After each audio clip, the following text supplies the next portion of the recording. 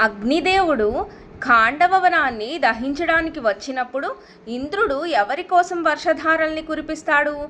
తక్షకుడు అనే నాగరాజు కోసం. అతను ఇంద్రుడి మిత్రుడు.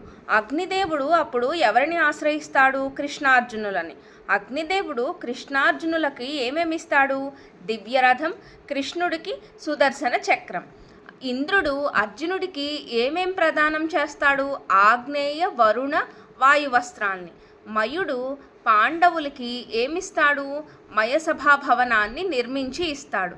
మయుడు భీముడికి ప్రళయాంతమనే గదని, అర్జునుడికి దేవదత్తం అనే శంఖాన్ని ఇస్తాడు. ధర్మరాజు తలపెట్టిన రాజసూయ యాగం సాగాలంటే కృష్ణుడు ఎవరిని సంహరించాలని చెప్తాడు? జరాసంధుడిని. జరాసంధుడు ఎవరి చేతిలో సంహరింపబడతాడు? భీముడి చేతిలో. మనం ప్రీవియస్గా ఈ బిట్ చూసాం.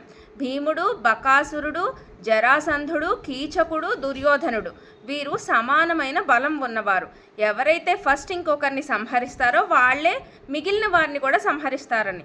ఆల్రెడీ భీముడు ప్రీవియస్గా బకాసురుణ్ణి సంహరించాడు. సో ఇప్పుడు జరాసంధుడిని కూడా సంహరిస్తాడు.